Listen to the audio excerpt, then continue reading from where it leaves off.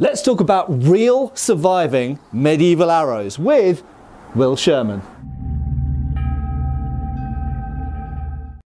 Hi folks, Matt Easton here of Schola Gladiatoria, and today I'm with Will Sherman of Medieval Arrows. You'll probably know Will really well if you've watched Todd's Arrows versus Armour videos, or the various other videos that Todd's done with you, because he's a regular visitor here, isn't he? Now, yeah. And this is actually the first time I've been down here. We've been talking about getting together for a while, so we finally managed to pull it off. So today we're going to be specifically looking at, rather than just recreation generic medieval warbow or longbow arrows, we're going to specifically look at the surviving ones, because there's some differences, aren't there? So, you know, in the modern warbow community, I think we've kind of settled on certain generic sizes and types, which don't necessarily always follow what actually survives archaeologically. So, which one are we going to look at first? Well, if we go early, so really early, we've got two arrow shafts here. Right. We've got the Dublin and the Waterford. The Waterford's a bit of a tricky one because the arrow doesn't survive now. It was excavated and then it disintegrated. Oh, okay. We've got dimensions and a really basic drawing. Okay. But the Dublin one, which is that one there, is the one to look at really. So should we just come up closer to the camera? So the first thing you'll notice about these is they're small, aren't they? Tiny, yeah. They're really little. So they are short and they are thin, and they've also got, well, certainly that one has got quite an interesting head. It's almost a little bit like a pilum head in a way, or plomblata head, in that it's got a little shank before the sort of barbed head. Oh, it's tanged as well. So it's tanged, is it? Yeah. Right, okay. This is socketed in a more conventional kind of spearhead shape. But, so why do we think they're so small? Well, when you look at artwork, they're chest drawing, aren't they, with their bows? They weren't back behind the ear like a classic English longbow. And also, why would you make them long? Why do you need to make them 28, 29 inches? So we're talking about smaller bows here. We're not talking about big, over giant a person's height, kind of Mary Rose style longbows. Yeah. So if I was drawing an arrow of this length, I could only draw it to there, so it's well in front of my face. It's only, you know, up kind of level with my bicep. So that might be similar to what we see in something like the Bayeux Tapestry. So late Anglo-Saxon Norman era in England, but of course this is Ireland, isn't it? Yeah. And then there's one bit of data that I'm aware of, which is Dürer's picture of Galaglas, and in that there is someone with a bow, and it's a fairly small bow, I think. So it seems like potentially in Ireland, maybe they did have longbows, but they weren't all using them. They also used short bows. Yeah, we're not quite sure when the longbow, the 7-foot longbow, becomes like a really common weapon. So far, we're looking at these. That's 11th century, and this is 12th century. Other way around. That's 11th. That's 12th. Right. So up to that point in Ireland, certainly, that's the length of the bow, the length of the arrow. Okay, so these are the period of the Norman invasion, basically. Right. Yeah, so the Waterford arrow was probably used in 1170 at the Siege of Waterford. Oh wow. And that's a Hiberno-Norse conflict. Okay, so we're talking about between the Norman conquest and the sort of Third Crusade kind of period. So it's kind of well, I won't say pre-longbow, because obviously we had longbows going all the way back into the Viking era and all the way back into the Bronze Age. But it seems like there were some use of smaller bows and smaller arrows at this time, and as even seen in the 16th century in Dürer's thing as well. And the other thing that occurred to me about these is I've seen some antique Native American arrows that were sort of gathered as souvenirs in the 19th century. In some cases brought back to Britain by tourists who were travelling around the American West in the 19th century.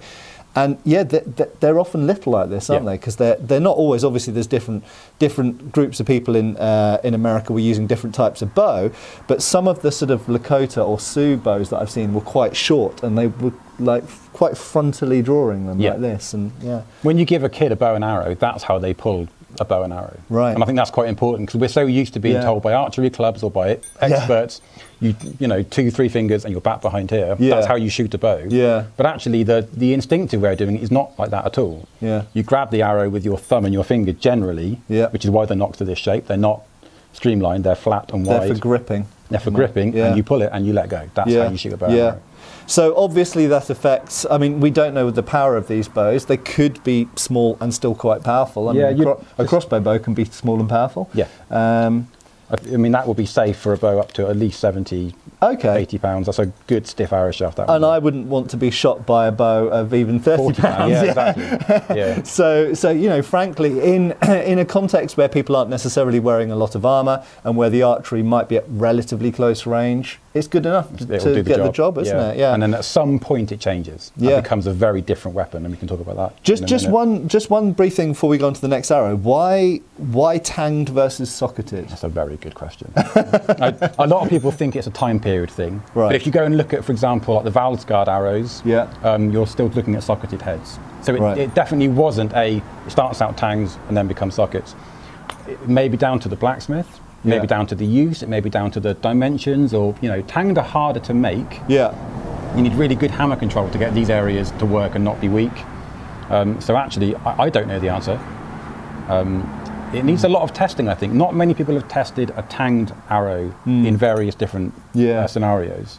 We've done a whole bunch on socketed ones, and that's become the arrowhead that we know. Yeah, and I mean, I think I always had the assumption that tanged is a weaker construction than socketed, but I now don't think that's correct. Well, the Eastern arrows don't follow that at all, do they? Lots of Asian and Middle Eastern arrows have tangs on them, and some of them are definitely designed for shooting into armour and you know, compromising lamella and things like this. So, and once you bind it, this is bound with hemp and then wrapped and then glued with birch tar. This one, same as the fletchings are. That's a really strong construction, and you can't really get it out. And as we've seen in tests, even a socket can explode and open up. So both of them can be compromised if they hit a hard target. Right, let's have a look at the next arrow. So bearing in mind this is extant or surviving or archaeologically found arrows only, okay, what are the next two arrows here? So we've got the two more well-known medieval arrows. We've got the Mary Rose and we've got the Westminster Abbey arrow. Right, and so the Mary Rose is actually lots of arrows, isn't it? Because over 3,000, yeah. 3,000? Yeah, I didn't know it was that many. Yeah. So with that, we have got shafts surviving. Yep.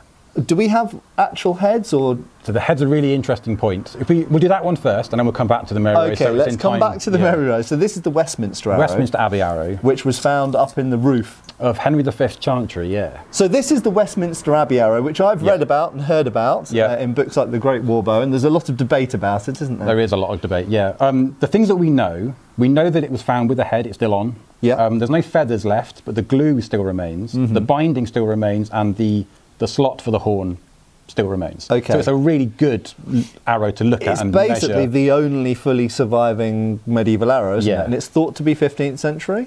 The big question is when it's from. Right. Okay. So it was found on the turret of Henry V's Chantry, which is built above his tomb.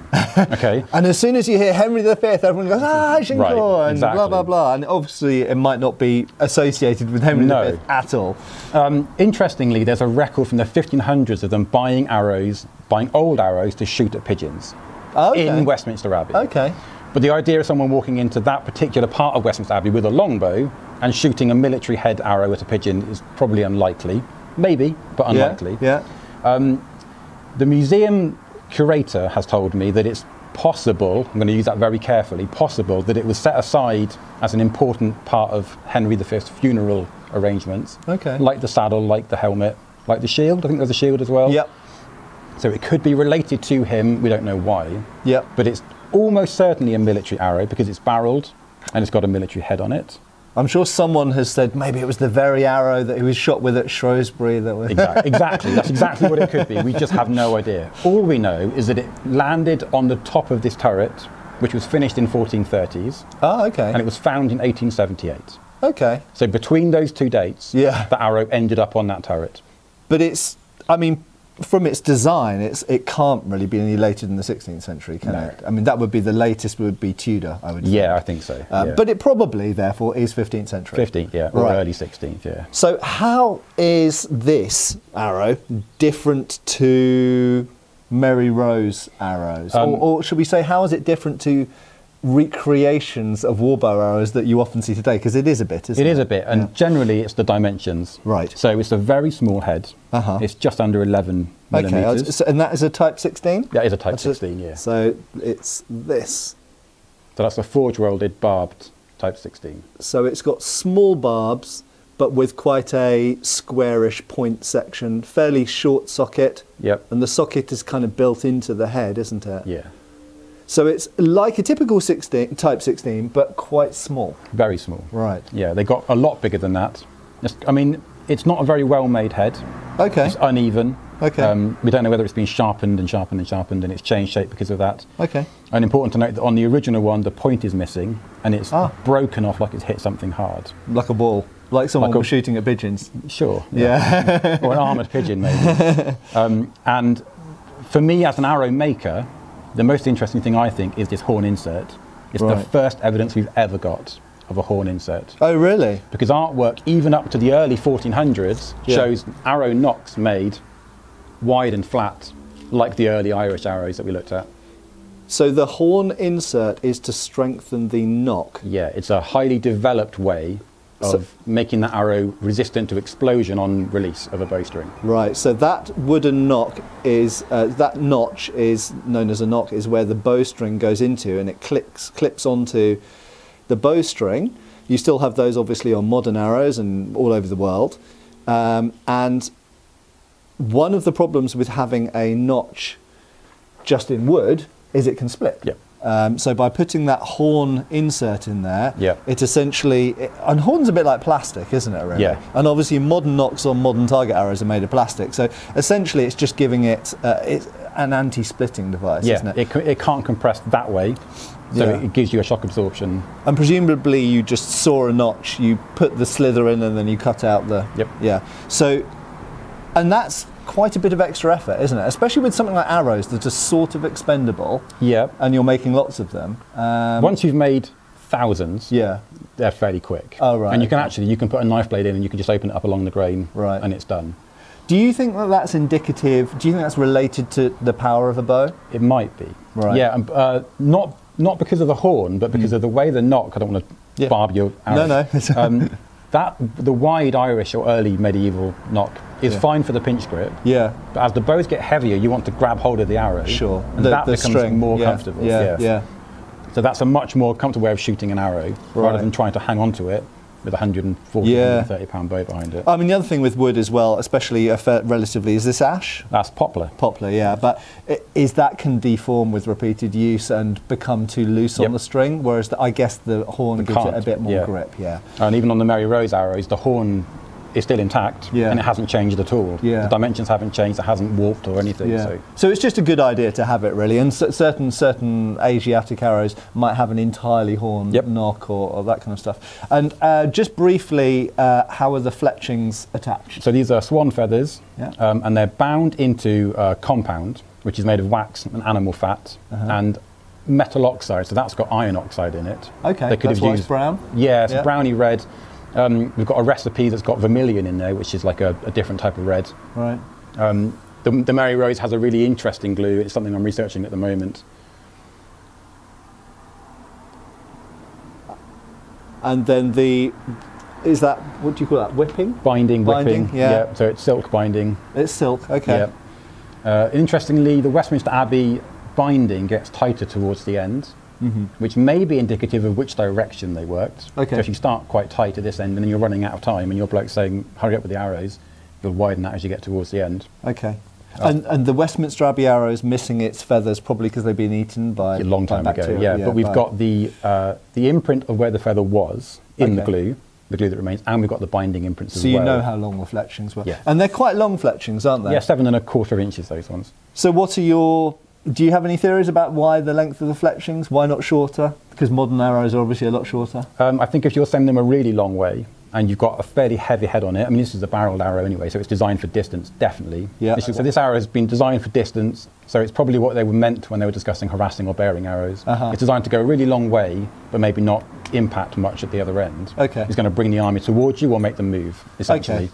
So this is a fairly light arrow, might be for distance.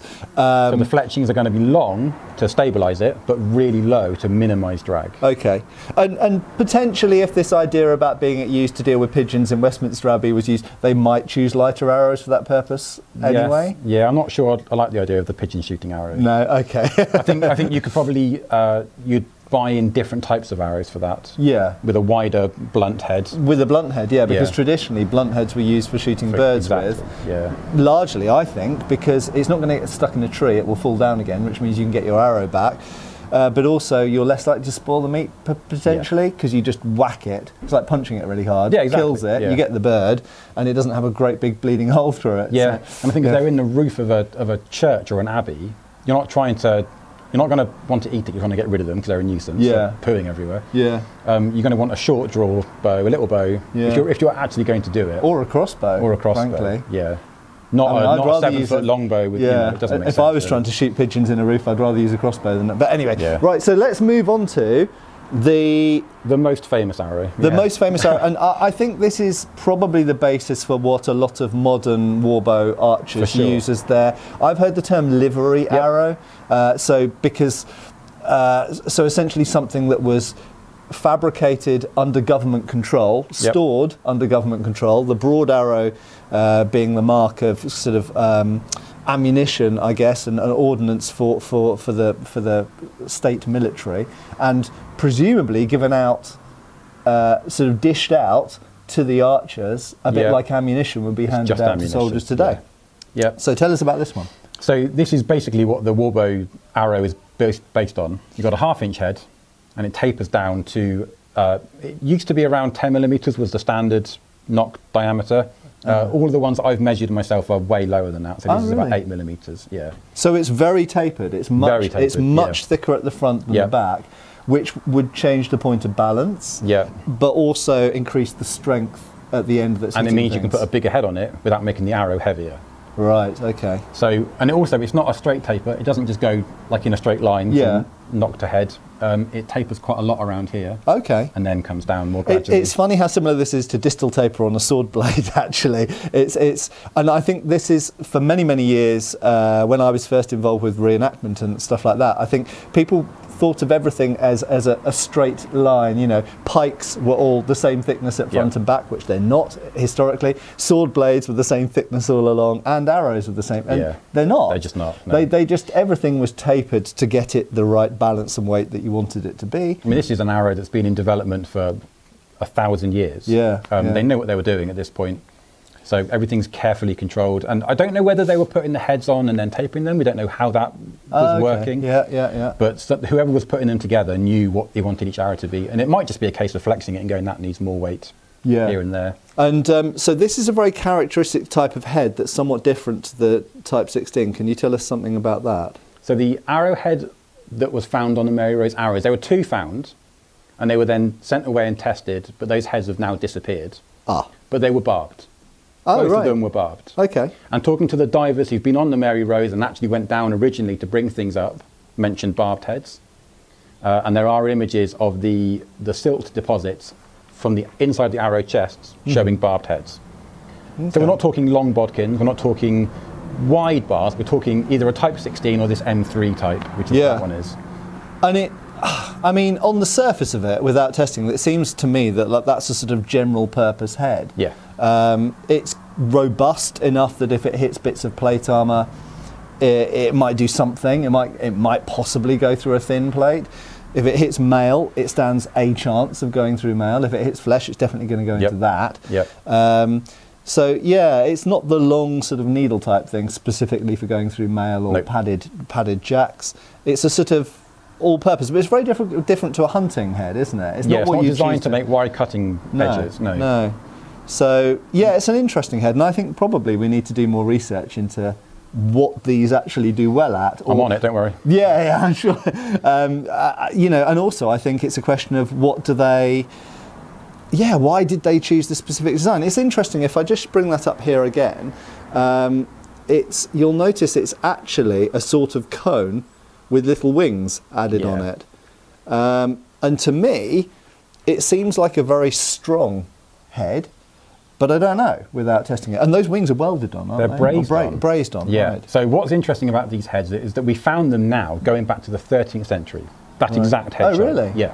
Oh, wow. So there's one found at Corfe Castle, which is exactly that form, the M3 form. That's welded, not brazed. Wow. And that's from a dated 1200s layer. And then they were also found at Home Hill around Tewkesbury from the 15th century. Wow. So it's, to my thinking, if you're finding these in a 13th century context, which I didn't know they were that early, they're definitely not specialised for anti-plate, because although plate armour is starting to come in the 13th century, you know, coated plates and occasional knee cops and obviously helmets, I just can't see a specialised arrow having to be devised for that at that date. Right, and there's also something to say about length of these, isn't there? Because I understand that a lot of recreated arrows are perhaps longer than any of the surviving ones we've got. Yeah. So 32 inches used to be the standard. Right. Bows were tiller to that length and arrows were made to that length. There are some, but the majority are either 28 inches or 30 inches. And really, so for me, like with modern target recurve, I pull about 29. I've got fairly long arms, so about 29 inches. But so for me to pull 32, I'm pulling it back to the side of my face here. Yep. But none of them are that long, are they? No. Maybe partly because of bow weight. Yeah. So even if you are locked and your shoulders are locked and you're back here, if you've got 150 pounds pushing on this arm, you are going to be compressed. So 30 inches is about right anyway. Right. I mean, I can draw 37.5 in a light bow. Really? But I'm 29 on a heavy bow. Yeah. It just means that your body's just compressing a bit. Getting squished. So how long is the Mary Rose arrow? So this arrow is an exact copy of an actual arrow. It's not like an approximation. Yeah. And it's 29.5. Okay, so it is still fairly long. Fairly long. It's not short. And what about the Westminster? 28 and 7/8 of an inch. Okay, so funnily enough, they are about the same length as modern target arrows for like a modern recurve bow for most people. But there's no compression at end, so you're pulling here. Yeah. But it's funny that they end up being quite similar to modern. We're all humans, aren't we? And I guess once it works, it works. Yeah, and I know that some people at this point will go, oh, well, medieval people were a lot smaller. Well, we've got the skeletons, haven't we? Yeah, exactly. I mean, I think the so-called archer from the Mary Rose is about 6 foot. So you know, I'm 6 foot and half an inch, and obviously people vary in height between about 5.5 foot and 6.5 foot, and it was basically the same then. We could potentially say yes, the average has gone up slightly, but you're still basically dealing with people in a similar size range. And I think there's a lot of misconceptions based on things like doorways to buildings, and obviously building materials are expensive, and so you limit the size and blah, blah, blah. But the fact is we've got armour surviving, we've got skeletons surviving, and there are 6 foot and above people then, just as there are now, and all the way down to 5 foot. So you've got a similar range of heights as you have now. That's an arrow that works with a human body. Yeah. And you're making millions of them, so you make them fit a rough approximation. Between these two, when you pick these up, a very obvious difference between them, although they're superficially similar, you know, they're generically sort of clearly medieval arrows. The Mary Rose arrow is much thicker and sturdier, the one at the top here, than the Westminster Abbey arrow below. It's worth noting though that particular arrow is thicker at the end and narrow here, but many hundreds from the Mary Rose look like that. Oh really? Yep. Oh, so they do have smaller arrows on them. Oh right. Yeah, we've always kind of assumed, well, it used to be assumed that the Mary Rose arrow was half-inch or whatever, but they weren't. So I've measured loads that are 10 mil at the head, and they get barreled. Yeah, and so I mean, this is probably outside the scope of this video, but so that raises lots of questions. Why do we have such a variety of arrows? Because you would imagine if you're providing arrows for the Mary Rose, you're going to have a standard type of arrow, but apparently not. No. So is it for different bows? Is it for different purposes? Are some of them for range? Are some of them for close range? We know that the bows are in a variety of different draw weights, and presumably how they were assigned to people is they just picked up a bow until they thought that felt right, and then they walked off with it. Yeah. So and if you're a flat, and when I make them not to a customer but just making arrows, I flex the piece of wood and I know pretty quickly what weight bow that's going to work with. Yeah. And what's interesting on the Mary Rose is they've got some that are made out of willow, which is a really light whippy wood. Yeah. And they go up to 15 mil at the head. They're really big. Yeah. They're like crossbow bolt size. Yeah. And then they taper here, not at all here, so they're 15 mil for a really long time, and then taper to make them comfortable. So they're just going, that's too weak, that's too weak. Yeah. You know, whatever. All done by eye, basically. And just hundreds of years of passed down experience. And, you know, I know what weight bow these will shoot from. Right. So if I'm making, if my team and my company was asked to make, I don't know, 1,000 arrows over a set amount of time for the Mary Rose bows, you'd go, right, that's fine, and you'd make them all fit. So out of interest, what weight bows would you like to shoot that from? Right, that's rock solid, so 160 and up, easily. Oh, so really heavy bow. Yeah, easily. Wow, so that's like Joe Gibbs. Yeah, okay. And then this particular wood isn't very good, so 120. Oh, still quite high. I thought you'd say lower than that. Wow. Yeah. Wow, okay. Yeah, 120, 130, that one. And that'll go like a rocket because it's really light. Right. So actually they are both still heavy bows. Oh, yeah. And so they're still very much in warbow territory. Yeah, so again, the idea of shooting a pigeon with that arrow, why would you make it out of a properly good, strong... Yeah, so whether you're talking about this, this puny little arrow shooting out of a 120-pound draw weight bow, it's going to move, isn't it? It's still, like you say, it's going to be a rocket. And that whopping great thing coming out of a 160 or 180-pound bow, I mean, these are both very, very serious Unlike missiles. the Dublin arrows that are going to be 70, 80 pounds. Right, okay, more like what I can pull. Right, let's have a look at the next ones. Okay, so the next two arrows are a slightly different kettle of fish, aren't they? Because they're not pure replicas of surviving arrows. Tell us a bit about these. So these are ones that I make for my own customers' website shop. Right. And they are what I call the Agincourt arrow and the Cressy arrow. Okay. So the Agincourt arrow is essentially what we made for Arrows versus Armour 1 and 2. Oh, okay. It's a great big heavy anti-armour arrow. Okay. It's a big heavy half-inch arrow shaft. And that's the arrow that we designed with Joe's 160-pound bow in mind. Okay. That we could shoot over and over and over again. This is a big arrow. So it's similar in size and weight to the Mary Rose arrow, isn't it? It's a lot heavier than the Mary Rose. Oh, is it a lot heavier? Okay. Yeah. So that's about 90 grams, that arrow. And what's the Mary Rose one? 45 to 50. Oh, wow. So it's way more. Yeah. That's just ash. That will make a big difference. Oh, ash over aspen will make a big difference. As opposed to poplar? Poplar or aspen. Right. And so this type of arrowhead, why was this settled on then? Why? Those arrowheads have been found all over the country. Okay. There's even been one found in France on the Cressy battlefield. Oh, really? Potentially, yep. And so that is a bit like a pike head, basically. Yeah, that's a anti-armour head. Or is it? So it's a big. I mean, it's a big piece of metal, isn't it? It's got a lot of support behind that tip. Yep. There are no barbs. There's no complexity. The socket doesn't go inside the head. There is a distinct head and socket. Yep. Whereas those later kind of like the Type 16 heads and the Mary Rose head, it's almost like the head and the socket have merged into one unit, isn't it? So these have been found a lot archaeologically. Yeah, not as many as the Type 16s. That's a more common head. Right. Okay. And no heads of that shape have been found with an arrow attached.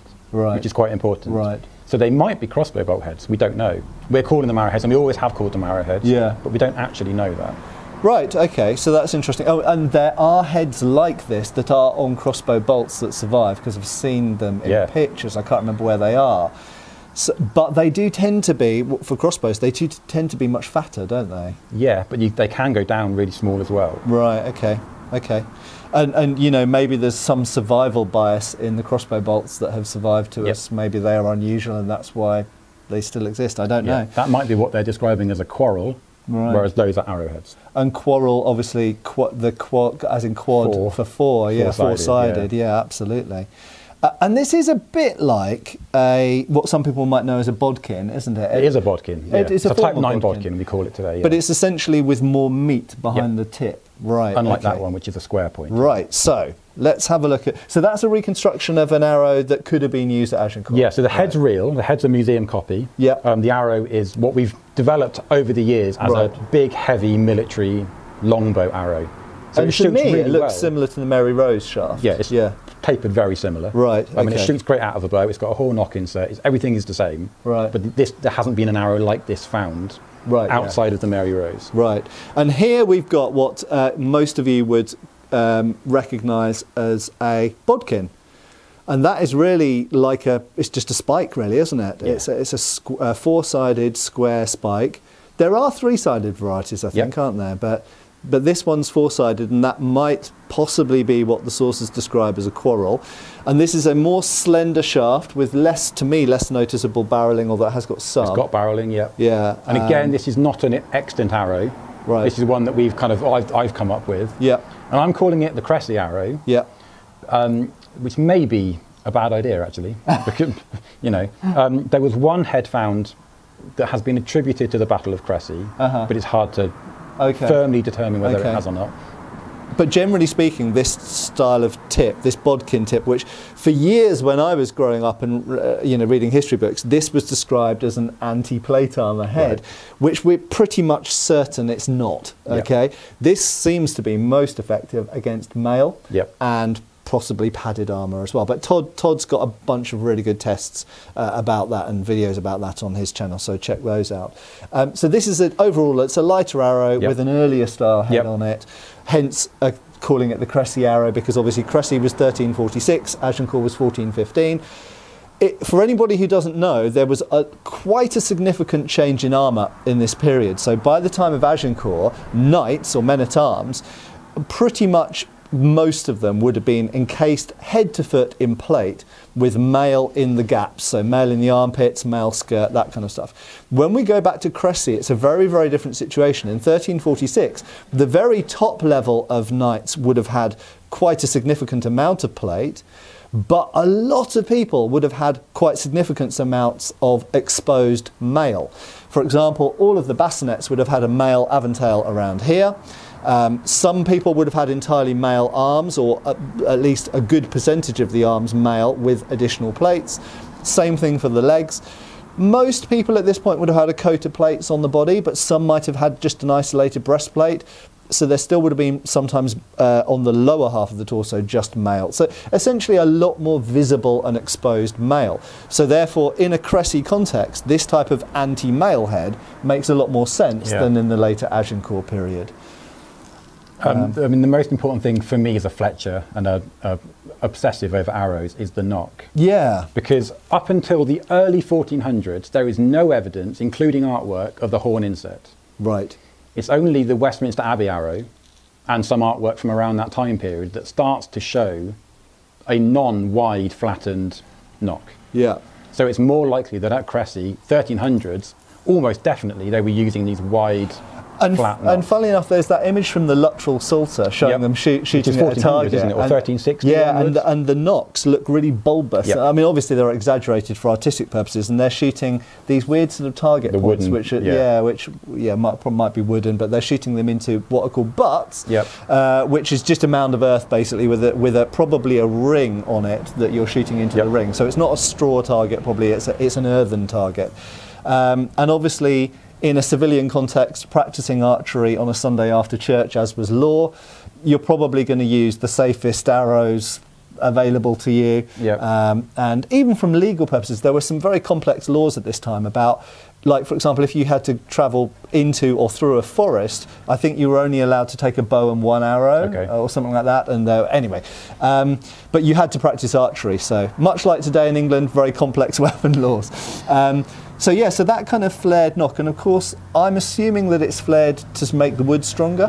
Yeah, it just adds more mass behind where the string's going to be really imparting a lot of force. Right. So by beefing up the wooden knock, you're trying to achieve a similar thing to the horn insert. But, and then, of course, obviously, the bows get heavier and heavier to defeat the plate, which is getting better and better, and eventually wood won't get to that point. Or it becomes too big to hold. So you find another way, which is the horn insert. Yeah.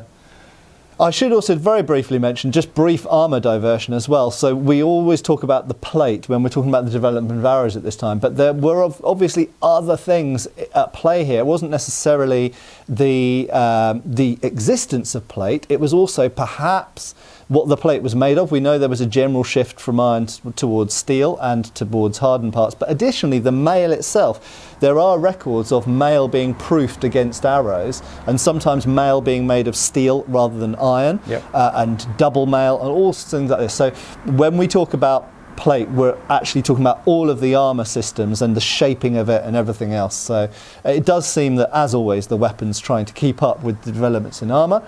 And possibly there were other things at play that we don't think about and know about. Yeah. So the more we learn, the more we have to learn. I think that's always the way, isn't it? Yeah, and you know, I think also we often think about just the knights, but obviously there were a lot of spearmen in the Cressy campaign, as well as archers, of course, and perhaps the level of gear that they're wearing. I get the impression from the muster rolls and things like this that actually we probably see, if we just look at archers who make up the majority of the army, I get the impression that by Agincourt, archers were probably better protected themselves than they were in the Cressy period. Yeah. So, you know, that in itself, if the majority of your enemy are other archers who you're shooting at, or, you know, crossbowmen or whatever, if they themselves have now got a bit more armour than they used to have 70 years ago or whatever, then the arrows are going to have to go with that. Knights aside, I think we fixate a bit too much on the knights. Yeah. Brilliant. Okay, so that has been a pretty comprehensive look through at some of the surviving arrows that we've got, and some partial approximations, reconstructions. And of course, in the modern world of archery, there are different demands sometimes, and people sometimes fix on what a livery arrow should be. Yep. And it's good to go back, just like with historical fencing, it's good to go back occasionally to the sources and go, well, look, what actually survives, what heads are from which places at which times, with what type of shaft. And as we saw with the Westminster Abbey arrow and the Mary Rose arrow, and the Agincourt arrow here, sometimes you can get a big variation in arrows just from one country and one plate, one time.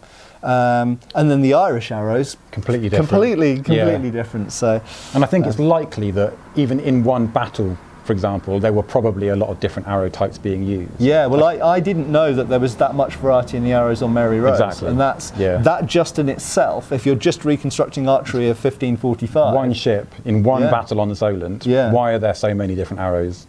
And a fair variety in the bows as well. I mean, they vary a lot in length, and obviously they're all, I mean, you can always narrow them down into going, that's a military bow or a military arrow. Yeah. But then the minute you go into that and open it up, you start asking a lot of questions, and there's a lot there that we don't really understand yet. Fascinating stuff. Anyway, Will, thank you very much for hosting me, and I hope I see you back on the channel soon. I'm going to be doing some more videos with Will, so watch out for those, and we'll see you guys soon. Cheers. Cheers. Thanks for watching. We've got extra videos on Patreon. Please give our Facebook a like and subscribe if you haven't already. Cheers, folks.